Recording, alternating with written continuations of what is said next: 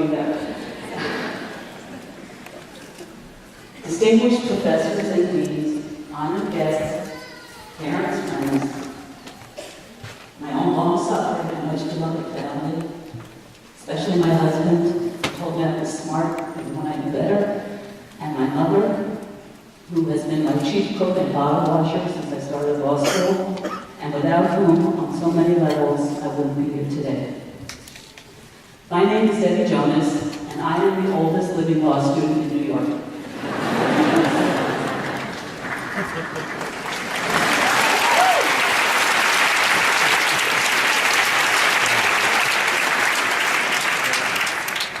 First, I would really like to welcome all the parents and graduates.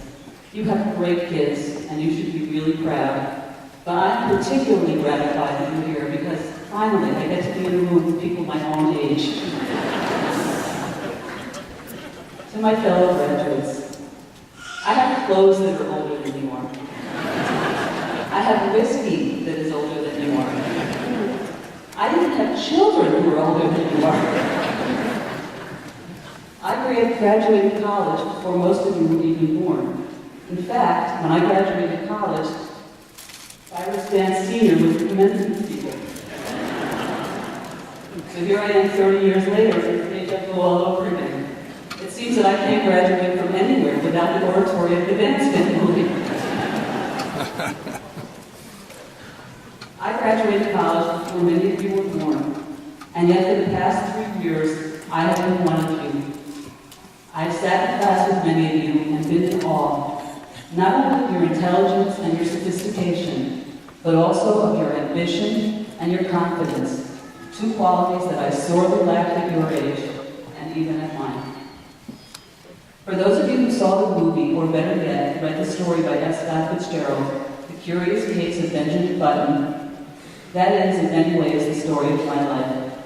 As I have grown older, I have gotten younger. I have lived my life in reverse from the lives that most of you envisioned, and I have learned some lessons along the way that I want to share with you.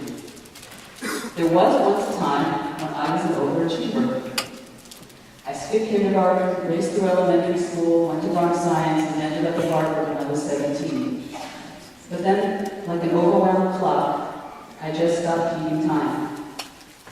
Instead of proceeding directly to graduate school, as I had always imagined I would do, I married my high school sweetheart. And instead of continuing my education, we began to have children. Although I taught school on and off through the years and did a bunch of other things, my primary identity was, and still is, even as I stand here today, as a mother. I have often wondered what my life would have been like if I had started my career first and my family second, as would be the case for most of the women and many of the men in this room. I undoubtedly would not have had 9 children as I did. Although in fairness, I should mention that Justice Antonin Scalia also has 9 children. He has 5 boys and 4 girls, and so do I. And that and the fact that he and I are both mammals may be the only things that we have in common.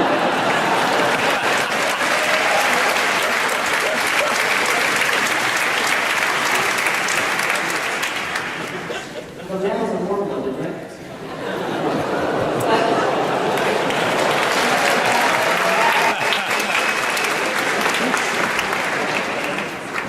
Although I sometimes wish I had taken the more conventional career path, I look at my 9 children, and I imagine which ones would never have been born, and which ones I would have had to have lived without.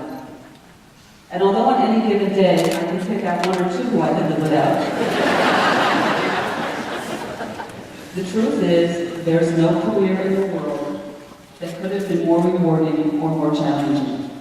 And yet, I can't help but remind myself that Dean Diller and I overlapped at Harvard, and that Elena Kagan and I are contemporaries.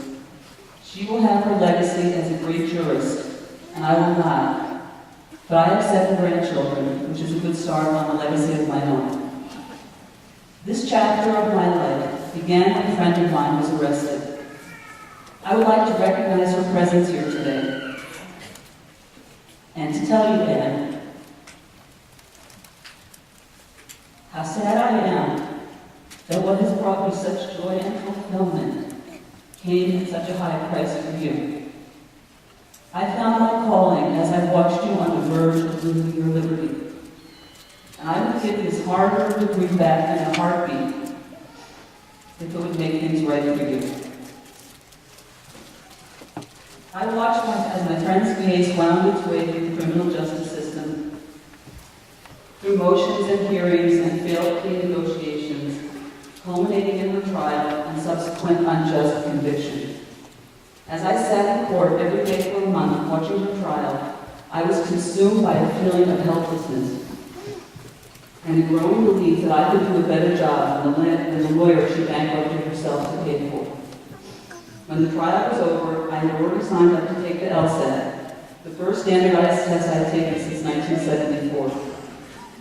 If my friend had not been arrested, I might still be baking cookies and driving carpools, two activities that were part of the scaffolding on which my old life was built.